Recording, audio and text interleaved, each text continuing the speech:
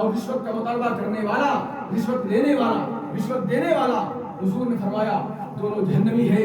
आप हुजूर की तारीख का मुताला करें, पहली सदी की मुकम्मल तारीख देखें। हमारे हुजूर ने शादी की, हमारे हुजूर ने अपनी बच्चियों की शादी की, सहाबा इकराम ने शादी की, लेकिन जहेज कहीं नजर नहीं आएगा, नजर नहीं आएगा।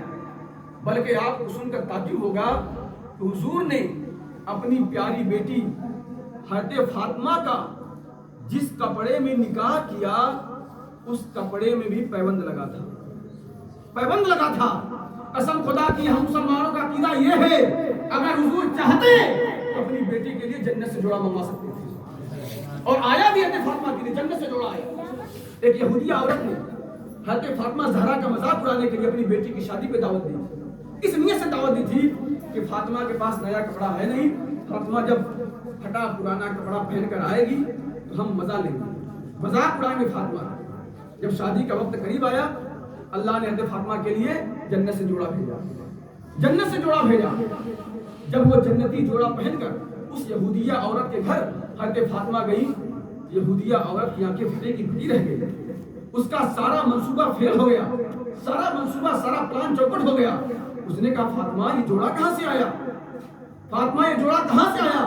कहा मेरे बाबा के घर से आया है। कहा तेरे बाबा के घर से ये जोड़ा कहां से आया? कहा मौला ने मेरे बाबा को जन्नत से भेजा है। उन यहूदिया औरत ने कहा जिस लड़की के लिए जन्नत से कपड़ा आए, जिस लड़की के लिए जन्नत से जोड़ा आए, वो लड़की कभी झूठी नहीं हो सकती।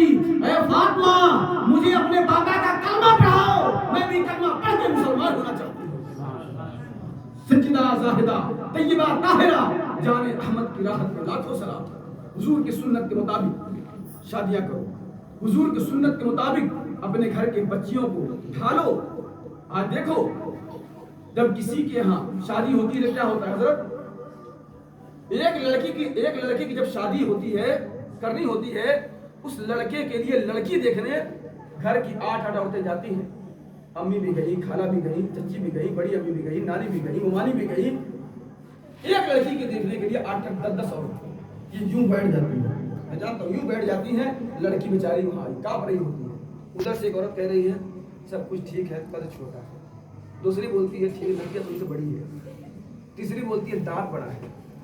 चौथी बोलती है कनवा बड़ा है। मतलब 8 10 औरतें बैठकर एक लड़की के अंदर ऐब निकालती रहती है। मैं कहता हूँ खाला जरा अपना थोबड़ा आईने में देख लो, अपना थोबड़ा आईने में देख लो।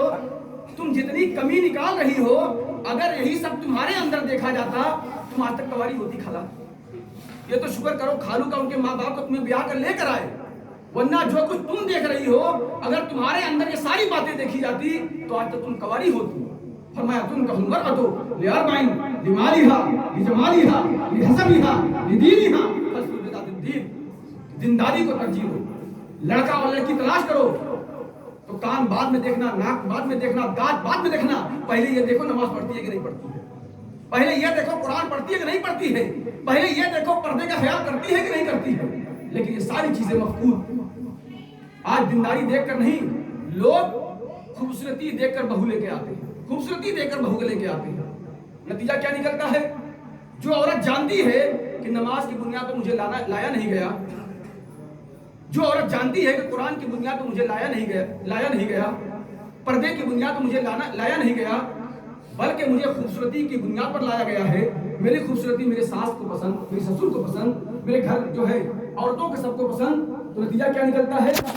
नतीजा ये निकलता है कि 4 महीने के बाद वो औरत अपने शौहर को उसके माँ बाप से दूर कर देती है, उसके माँ बाप से दूर कर देती है, बहका कर दूर लेके जाती है। और 4 महीने के बाद माँ बाप रोते हुए आते हैं, हजरत मुफ्ती साहब क्या हुआ? पहलवा तो लड़का ऐसा नहीं था, लेकिन जब से शादियां हुई बदल गया। कोई ताबीज लगाया होती है, कोई ताबीज वही नहीं पिलाई है। आपने दीनदार लड़की तलाश कहाँ किया है? दीनदारी की बुनियाद पर शादी नहीं की है आपने, आपने खूबसूरती की बुनियाद पर शादी की है। अगर आप दीनदारी की बुनियाद पर शादी करते तो लड़की जानती ये मेरा शौहर है, मेरे शौहर की जन्नत मेरे बाबा के कदमों में है और मेरी जन्नत मेरे शौहर के कदमों में है। तो कभी नहीं भागा। लेकिन मकबूल है ये सारी चीजें। अल्लाह हमारे हालात पर रहम फरमाया दीनदारी को तरजीह दो, दीनदार लड़की तलाश करो। निज़ाम मिल्लत इस्लामिया आज अगर लड़कियां भी कम नहीं है, लड़कियां भी कम नहीं है,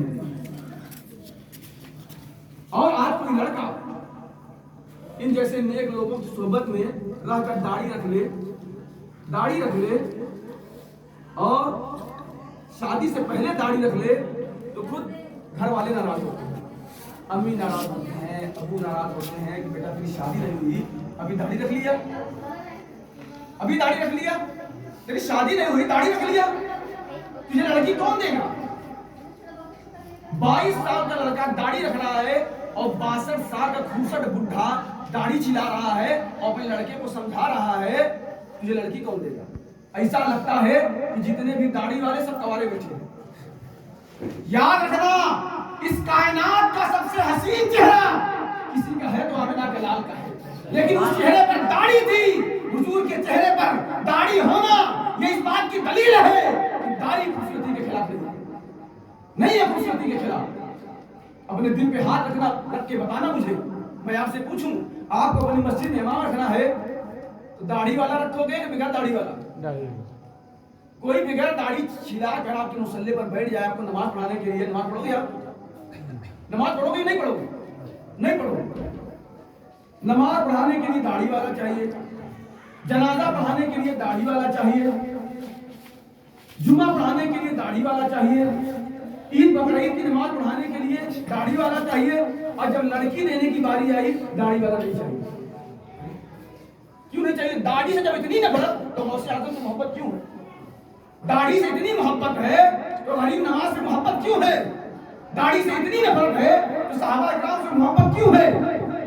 क्योंकि गौसे आज़म के चेहरे पर दाढ़ी, गरीब नवाज के चेहरे पर दाढ़ी, सहाबा इकराम के चेहरे पर दाढ़ी। दाढ़ी सबसे पहले किसी ने तरशवाई थी, किसी ने छिलाई थी, किसी ने मुंडाई थी, वो यजीद था। इमाम हुसैन उसके मुकाबले में खड़े हो गए और कहा ऐसे फासिक व फाजिर के हाथ पर हुसैन हाथ नहीं दे सकता, हुसैन सर तो दे सकता है लेकिन एक दाढ़ी छिलाने वाले के हाथ पर हाथ नहीं दे सकता। जब ये गरीब नवाज ने फरमाया था सरदार तदार दर दस्त यजीद हक्का के बिना ला इलाहा मुसलमान बदलो अपने माहौल, अपने घर के माहौल, दीनदारी का माहौल पैदा करो। और नबी करीम सल्लल्लाहु अलैहि वसल्लम ने जिस तरीके से हमें और आपको जिंदगी गुजारने का हुक्म दिया, जिंदगी गुजारे।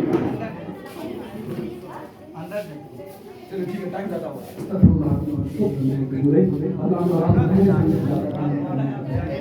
जारी रखिए थोड़ा सा।